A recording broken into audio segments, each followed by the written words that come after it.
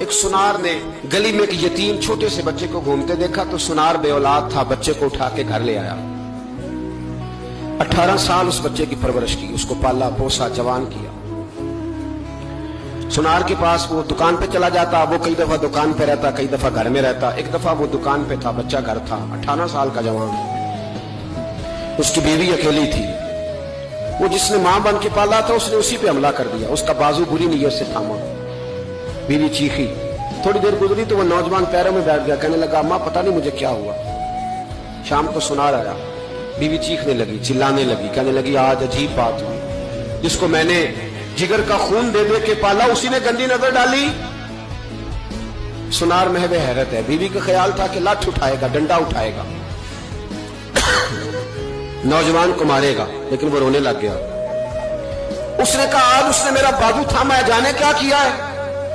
پریشان ہونے لگ گیا، سجدے میں گر گیا، کہا تو بتاتا کیوں نہیں؟ تو وہ سنار کہنے لگا اس کی غلطی نہیں، 18 سال کے بعد آج مجھ پر بھی شیطان سوار ہوا تھا۔ ایک عورت آئی تھی، وہ اپنے بازوؤں میں چوڑیاں پہننا چاہتی تھی تو میں نے بھی گندی نظر سے ہاتھ ڈالا تھا، رب کریم نے مجھے فوراً اس کی سزا دی۔ جن کے گھروں میں بیٹیاں ہوتی ہیں ان کی نظریں گندی نہیں ہوتی، جو بیٹیوں کے باپ ہوتے ہیں، جو بہنوں کے بھائی ہوتے ہیں، ان کی نظریں گندی۔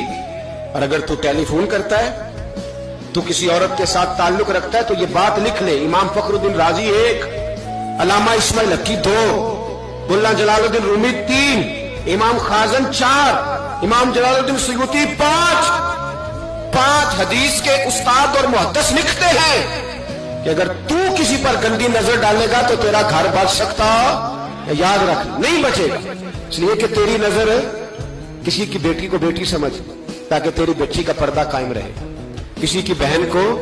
یہ کیا بات ہوئی کہ تو جتنا مرضی گند معاشرے میں پھیلاتا رہے تیرا گھر بچا رہے؟ یہ کیسے ہو سکتا ہے؟ فَإِنَّ لَهُ مَعِيشَةً ضَنْكَ، اللہ فرماتا ہے زندگی تنگ ہو جائے گی تیرے لیے مشکل، تو ڈھونڈتا پھرے گا کہ میں مرنے کو جگہ تلاش کروں۔